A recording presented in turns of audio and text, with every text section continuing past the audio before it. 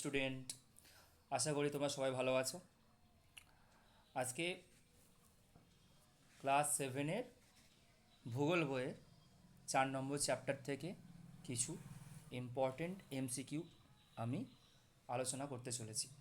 ঠিক আছে, কোশ্চেন 15টা আছে, কিন্তু একটা কোশ্চেন নিয়ে আরও যে তার পরিপ্রেক্ষিতে যে কোশ্চেনগুলো হবে সেগুলো আলোচনা করব। অর্থাৎ একটা কোশ্চেনের আশেপাশে 2-3টে আরও কোশ্চেন রিভাইজ হয়ে যাবে। আশা করি তোমরা এই চ্যাপ্টারটা পুরো শেষ করে ফেলেছো।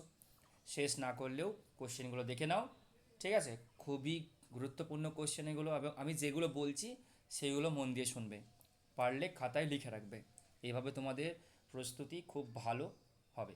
ঠিক আছে, পরীক্ষার জন্য খুব ভালো প্রিপারেশন তোমরা করে ফেলবে। ঠিক আছে, প্রথম যে কোশ্চেনটা আছে সেটা হচ্ছে পর্বতের আকৃতি কেমন। তাই পর্বতের আকৃতি কেমন, দেখো অপশানগুলো হলো ত্রিকোণাকার, বর্গাকার, টেবিল আকৃতি, বৃত্তাকার। তাহলে তোমরা অবশ্যই তোমরা পর্বত তো ছোটোবেলায় আমরা সবাই প্রায় পর্বত এঁকেছি, তাই না? তাহলে পর্বত কেমন হয়? পর্বত হয় ত্রিকোণাকৃতি হয়, তাই না? ঠিক আছে, তাহলে রাইট অ্যান্সার অপশান এ। ঠিক আছে, তাহলে এই যে টেবিল আকৃতির কথা বলেছে, এই টেবিল আকৃতি এটা আসলে কোন ভূমিরূপের মধ্যে পড়ছে?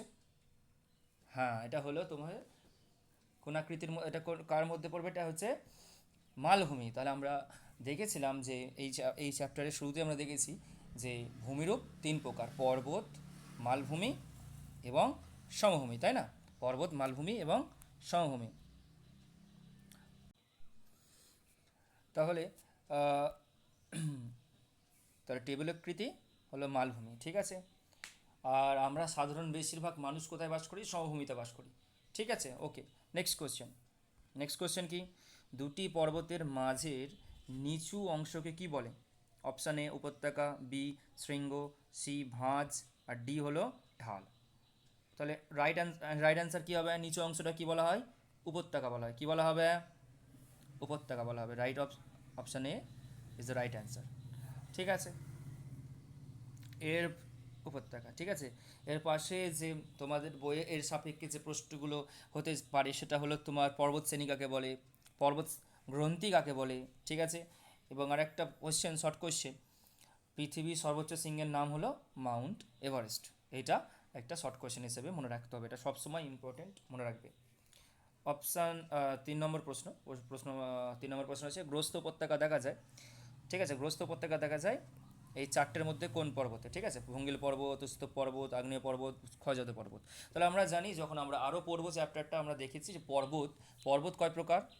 তো পর্বত মূলত 3 প্রকার: ভঙ্গিল পর্বত, স্তূপ পর্বত, আগ্নেয় পর্বত। ঠিক আছে, আর আমাদের গ্রস্ত উপত্যকা দেখা যায় আমাদের স্তূপ পর্বতে। কোথায় দেখা যায়? আমাদের স্তূপ পর্বত। আচ্ছা, স্তূপ পর্বতের উদাহরণ কি? স্তূপ পর্বতের উদাহরণ হলো আমাদের ভারতের একটি হলো না, ভারতে থাকা সাতপুরা এবং জার্মানি ব্ল্যাক ফরেস্ট, ফ্রান্সের ভোজ, এগুলো হচ্ছে স্তূপ পর্বতের উদাহরণ।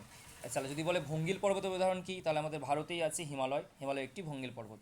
এছাড়া আগ্নেয় পর্বতের উদাহরণ হলো জাপানের ফুজিয়ামা।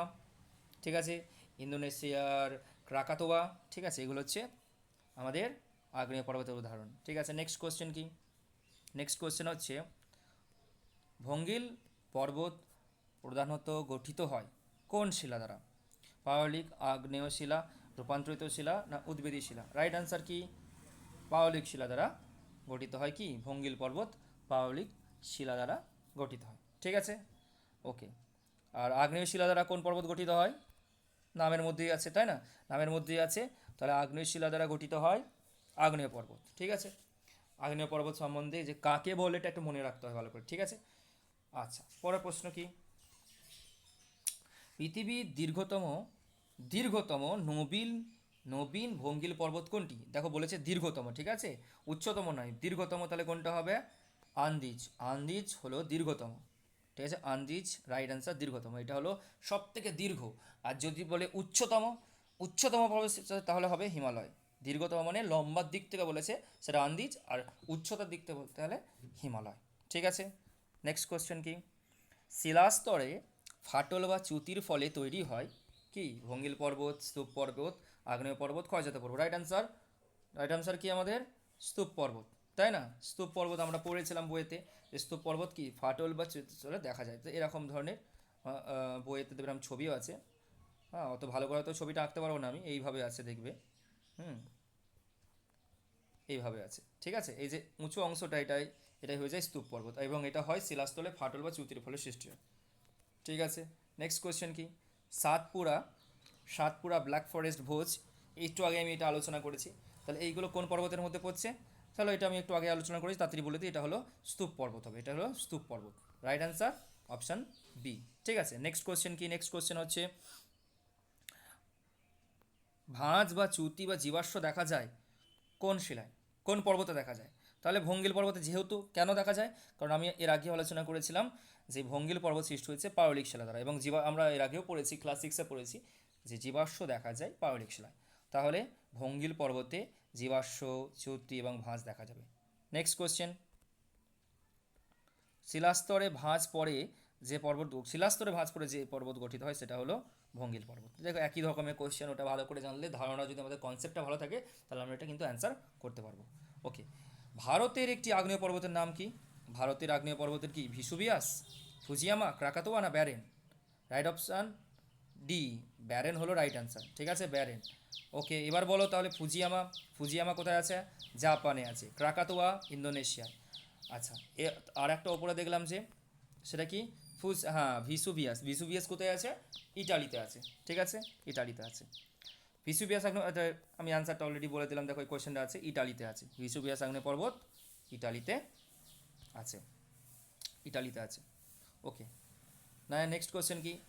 উত্তর ভারতের সমভূমি হলো, ভারতের যে উত্তর দিকটা যে সেই সমভূমিটা কোনটা দ্বারা গঠিত? পলি গঠিত, উপকূলীয় গঠিত, না হিমবাহ, না বায়ু গঠিত? এটা অবশ্যই পলিগঠিত। হ্যাঁ, পলিগঠিত, এটা একদম ইজি কোয়েশ্চেন, পলিগঠিত। কার পলি? এই যে বিভিন্ন নদ নদী আসছে, সেই নদ নদী যে পলি, সেই পলিগুলো জমা হয়ে এই উত্তর ভারতের সমভূমিটা গঠন হয়েছে।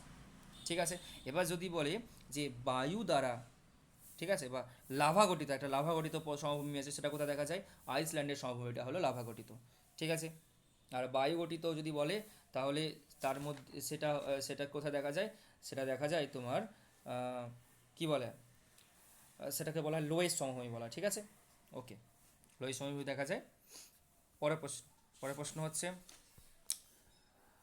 পৃথিবীর প্রাচীনতম ভঙ্গিল পর্বত কোনটি? তাহলে সেটা আরাবল্লী। ঠিক আছে, এটার অ্যান্সার হলো আরাবল্লী, অর্থাৎ যাকে প্রাচীন ভঙ্গিল পর্বতের উদাহরণ ধরা হয়। কোনটা? আরাবল্লী।